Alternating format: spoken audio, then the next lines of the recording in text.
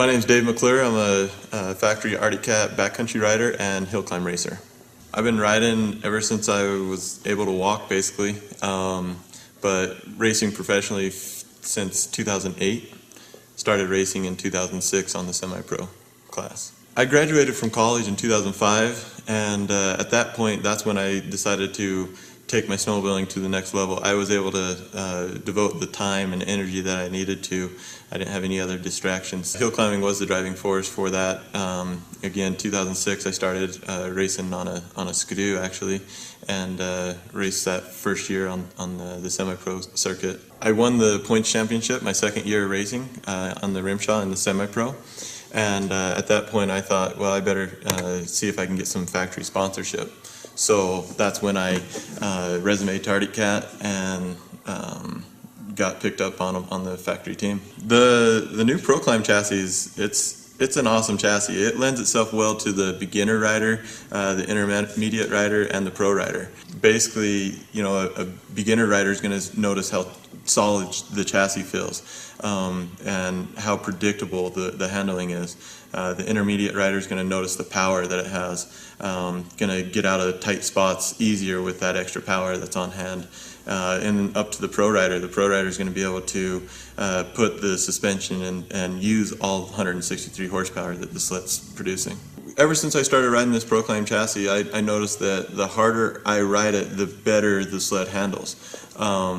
But that being said, I've seen some beginner riders, you know, do really well on the sled just because it's got that extra power on tap. But yeah, the harder I ride this sled, the better it works. The strengths on the Arctic Cat are definitely the suspension and the power. And then also just this whole chassis. I mean, the old M series was, you know, the benchmark for hill climbing and for boondocking and side hilling.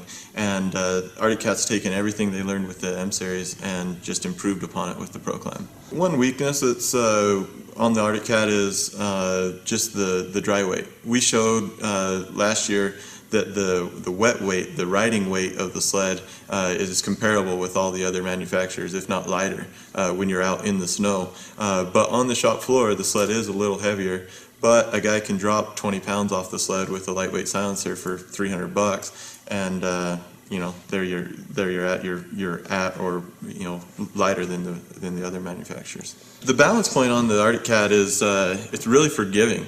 You can.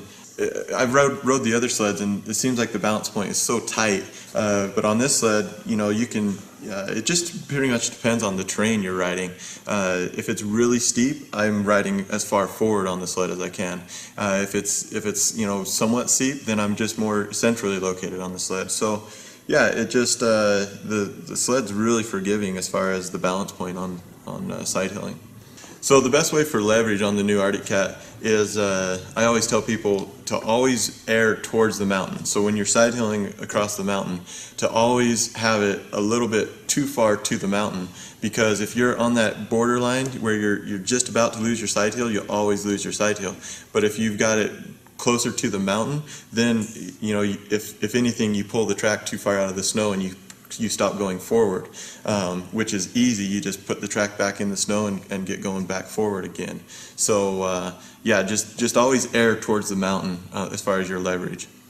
I'm pretty much standing, you know, all the time. The only time I'm sitting down is, you know, when it's really cold on the trail, or I'm just exhausted and I'm just, you know, just hunkered down on the trail, you know, riding home. But I'm always standing on the sled. You can afford to be sitting when you're coming down off of a high mark, just coming down straight off the mountain, you know, without any obstacles down below you. You can sit down at that point. Then, you know, again on the trail, if you're not racing your buddies, you can go ahead and sit down on the sled. As we all know, snowmobiles, you can't. You turn the handlebars and you're not going that way per se. You know, that's why you have to stand up. You have to give it body English. You have to give it, you know, weight and throttle where you need to go where you need. So you know, you can't do that when you're sitting down. The different snow layers and the different terrain, you know, that's hidden, you know, underneath the snow is another reason why you always have to be standing up on the sled. What gives me the most confidence riding is just seat time. You know, just getting to know the sled. You've got to be out there riding it so you know what it's going to do when you hit that stump underneath or that rock underneath, and it comes out of nowhere and you just have to react to it. So yeah, just seat time. That's my key. The 2.6 Power Claw track is the best track out there right now. It does everything well. It does, trails to hard packed snow to deep powder. It's a very versatile track, and it's the tallest track anyone's got out there from the stock manufacturers. So for 2014, Arctic Cat moved the rear suspension back, which helps the sled get up on top of the snow easier, and then combined with the Power Claw track, it just floats better than all the others. I would say, the main thing on the handling is going to be the suspension on this sled. That was my first impression when I rode the new Proclaim chassis, is just how great the suspension is. It's like you're riding on pillows all day long. And it correlates to when you're side hilling and you've got a down tree or a rock or a stump that you've got to go over and you can't get around. The suspension just sucks it up even when you're side hilling. I've had mixed emotions on the telescoping handlebars, but now I've learned that it's a really neat feature, because when your buddy's stuck and you need to give them a ride, you can jack the handlebars up and ride double easier. So that's where I use it most, is when I have to ride double with somebody or a cameraman that can't get it to where we're taking the photos. I throw them on the front and jack my handlebars up and I can reach over top of them. I ride with the handlebars all the way down. That seems to be most comfortable position for me.